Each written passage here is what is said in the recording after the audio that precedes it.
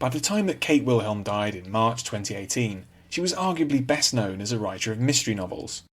She'd first come to prominence, though, through her science fiction, and had a long career in that genre beginning in 1956. Her career in SF peaked in the 1970s, when she contributed to the long-running Orbit series of anthologies and taught at the famous Clarion Workshop for aspiring SF and fantasy writers. In both of these endeavours, she worked alongside her husband, Damon Knight. In 1974, Wilhelm published the novella Where Late the Sweet Birds Sang in Orbit 15. Wilhelm added 2 further sections to the story and published the result as a novel of the same title in 1976. Dealing with human cloning, community, and individuality in the aftermath of a global catastrophe, the novel proved to be the peak of Wilhelm's success.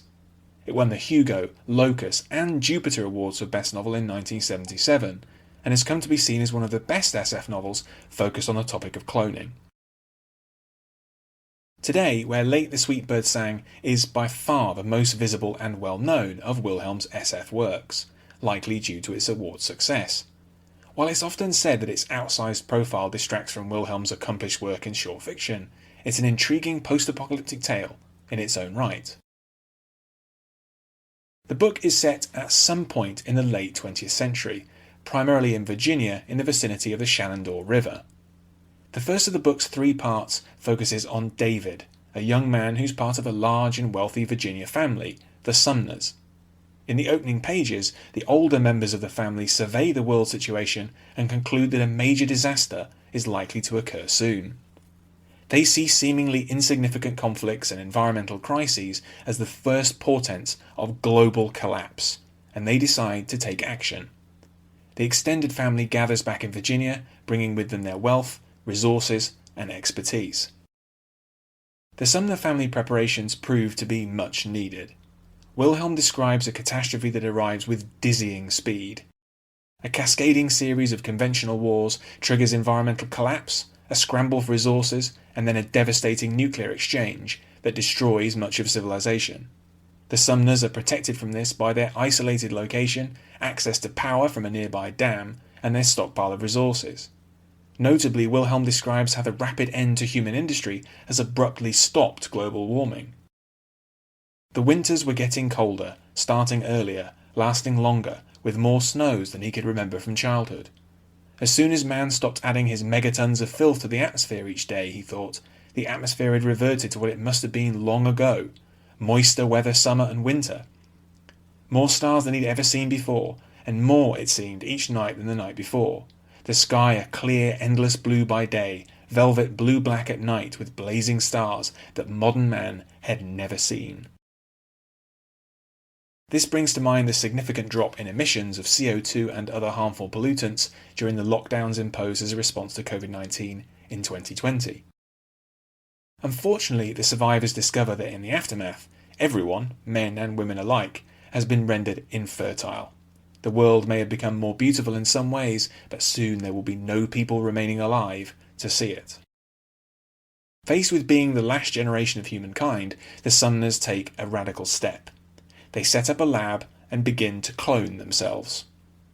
Due to his training and professional background from before the war, David is heavily involved in this project. It aims to use a few generations of clones as a kind of bridge to a later time, when conventional reproduction will become possible again. The rest of Where Late the Sweet Bird Sang deals with the implications of this desperate project, which amounts to a remaking of humanity in a newly ruined world.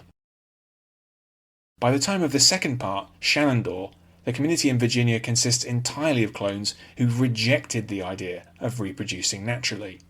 This second segment of the novel focuses on Molly, a clone who's part of an expedition to ruined cities like Washington DC and Philadelphia.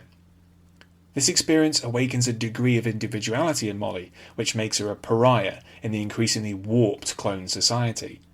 Finally, the last segment, At the Still Point, focuses on Mark, who was conceived naturally and similarly becomes a problem for the decaying clone community, which is deprived of innovation or any kind of new thinking. Where Late the Sweet Bird Sang resembles 3 linked novellas more than it does a conventional novel. In this way, it plays to Wilhelm's strengths as a writer of short fiction. The book also plays fairly fast and loose with the notion of human cloning. It's hardly what could be called hard science fiction. Instead, it's focused more on what becomes of a society when it becomes hostile to new ideas, when it becomes ruthlessly oriented around its own self-preservation. It's true to say that the novel is an important entry in the history of cloning in science fiction. This isn't because of any particular scientific rigour, but because of its powerful argument in favour of individuality and openness to change. Wilhelm's most well-known book is also notable for its descriptions of the natural world in a post-apocalyptic scenario. Its implication that a high-tech human society is incompatible with a thriving natural world is a challenging one, especially in the light of today's climate breakdown. If people can balance these two poles, then we may yet avoid the catastrophe at the root of where late the sweet birds sang. Thanks for listening to this episode. You can find more of my writing in text and audio form at my site andyjohnson.xyz. You can also find me on Twitter at andyjohnsonuk, and you can support me at patreon.com/andyjohnson. Catch you next time.